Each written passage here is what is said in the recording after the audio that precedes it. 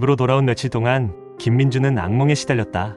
어둠 속에서 희미하게 일렁이던 검은 그림자, 그리고 귓가에 맴돌던 다시 와라는 섬뜩한 속삭임은 그의 뇌리에서 떠나지 않았다. 애써 이 모든 것을 과도한 스트레스와 상상력의 산물이라고 덮어두려 했지만 녹음기에 희미하게 담긴 목소리는 부인할 수 없는 현실이었다. 결국 민주는 그 창고에 대해 더 깊이 파헤쳐봐야겠다는 강렬한 충동을 느꼈다. 단순히 무서운 경험으로 끝내기에는 그 속삭임이 너무나 생생했고, 다큐멘터리 작가로서 그의 호기심을 강렬하게 자극했다.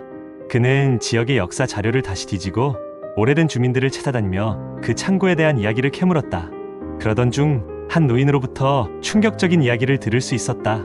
수십 년 전 그 창고에서 일하던 젊은 노동자가 의문스럽게 실종되었다는 것이었다.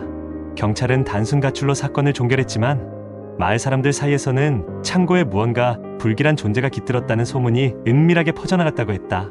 실종된 노동자의 이름은 박철수. 그는 말수가 적고 내성적인 성격이었지만 성실하게 일하며 마을 사람들과 큰 갈등 없이 지냈다고 한다. 그의 갑작스러운 실종은 오랫동안 풀리지 않는 미스터리로 남아있었다. 박철수. 민주는 그 이름을 곱씹었다. 혹시 그날 창고에서 들었던 속삭임이 박철수의 목소리였을까? 다시 와라는 말은 어쩌면 그가 민준에게 보내는 절박한 외침이었을지도 모른다. 민주는 다시 한번 창고를 찾아갈 결심을 했다. 이번에는 혼자가 아니었다. 그는 평소 귀신 이야기에 관심이 많던 후배 박선영에게 자신의 경험을 털어놓고 동행을 부탁했다.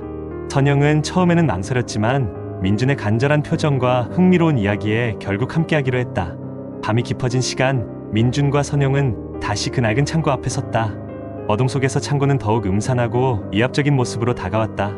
민준은 지난번 들어갔던 무너진 벽 틈으로 선영과 함께 조심스럽게 안으로 들어섰다. 내부는 여전히 키키하고 먼지 냄새로 가득했다. 민준은 지난번에 그림자를 보았던 창고 뒤편으로 향했다. 선영은 긴장한 표정으로 주변을 경계하며 손전등을 비췄다. 선배, 그때 그 소리가 어디서 들렸어요? 선영이 조심스럽게 물었다. 저쪽 창고 제일 안쪽이었어. 민주는 어두컴컴한 구석을 가리키며 말했다. 그들이 창고 안쪽으로 더 깊숙이 들어가자 갑자기 차가운 바람이 불어왔다. 낡은 지붕 틈새로 새어들어온 바람이었지만 왠지 모르게 소름 끼치는 한기가 느껴졌다. 여기 이상해요, 선배. 선영이 몸을 움츠리며 말했다. 그때 또다시 희미한 소리가 들려왔다. 지난번과 비슷한 귓가에 속삭이는 듯한 소리였다. 찾아. 이번에는 선영도 그 소리를 들었다. 그녀의 눈빛이 불안하게 흔들렸다. 선배, 들었어요? 분명히 누가 말한 것 같아요. 민주는 녹음기를 꺼내 작동시켰다. 그들은 숨을 죽이고 주변의 소리에 귀를 기울였다. 창고 안에 낡은 물건들이 바람에 삐걱거리는 소리, 그리고 간헐적으로 들려오는 희미한 속삭임. 그때 민준의 손전등 불빛이 바닥의 한 지점을 비췄다. 먼지와 흙먼지 속에 가려져 있었지만 희미하게 사람의 손자국 같은 흔적이 보였다. 그것도 아주 오래된 듯한 흔적이었다. 그들이 손전등 불빛을 따라 바닥을 자세히 살펴보던 중 낡은 나무 상자 밑에서 무언가 빛나는 것을 발견했다. 민준이 조심스럽게 상자를 치우고 빛나는 물건을 집어들었다. 그것은 녹슨 회중시계였다. 시계의 앞면은 깨져 있었고 뒷면에는 희미하게 이름이 새겨져 있었다. 박철수. 민준이 조심스럽게 글자를 읽었다. 그 순간 창고 전체를 울리는 듯한 날카로운 비명소리가 들려왔다. 마치 누군가가 극심한 고통 속에서 울부짖는 듯한 처절한 외침이었다. 민준과 선영은 깜짝 놀라 서로를 마주보았다. 이 소리. 선영의 얼굴은 하얗게 질려 있었다. 비명소리는 한 번으로 그치지 않고 몇 번 더 이어졌다. 점점 더 가까워지는 듯한 느낌에 민준의 심장도 쿵쾅거렸다. 그는 손전등을 들고 소리가 나는 방향으로 조심스럽게 발걸음을 옮겼다. 비명소리는 창고 가장 안쪽, 낡은 선반들이 무너져 내린 어둠 속에서 들려오는 것 같았다. 민준이 조심스럽게 선반 잔해를 헤치며 나아가자 그곳에는 믿을 수 없는 광경이 펼쳐져 있었다. 어둠 속에서 희미하게 형체를 알아볼 수 없는 무언가가 꿈틀거리고 있었다. 그것은 마치 썩어 문드러진 듯한 기괴한 모습이었고 끊임없이 신음소리와 함께 희미한 속삭임을 내뱉고 있었다. 나를 꺼내줘. 그 목소리는 녹음기에서 들었던 그 희미한 속삭임과 너무나 흡사했다. 민주는 손에 든 회중시계를 꽉 움켜쥐었다.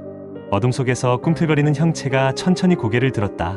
희미한 달빛에 비친 그것의 얼굴은 형체를 알아볼 수 없을 정도로 뭉개져 있었지만 깊게 파인 눈에서는 섬뜩한 원망이 느껴지는 듯했다. 공포에 질린 선영은 비명을 지르며 뒤로 물러섰다. 민준 역시 다리가 후들거렸지만 그는 카메라를 들어 그 광경을 담기 시작했다. 다큐멘터리 작가로서의 본능이 공포를 간신히 누르고 있었다. 그때 형체가 천천히 손을 뻗었다. 썩어 문드러진 손가락 끝이 민준을 향하는 순간 그는 온몸에 털이 쭈뼛 서는 듯한 극한의 공포를 느꼈다. 선배, 선영의 절규와 함께 민준은 정신없이 뒤로 몸을 던졌다. 그들이 왔던 벽 틈을 향해 필사적으로 달려갔다. 뒤에서는 섬뜩한 신음소리와 함께 무언가가 질질 끌리는 듯한 소리가 점점 더 가까워져 오는 것을 느꼈다. 창고 밖으로 빠져나온 민준과 선영은 숨도 제대로 쉬지 못하고 어둠 속으로 내달렸다. 뒤를 돌아보았지만 낡은 창고는 검은 그림자처럼 굳건히 서 있을 뿐이었다. 하지만 그 안에서는 여전히 아주 희미하게 그 속삭임이 들려오는 듯했다. 다시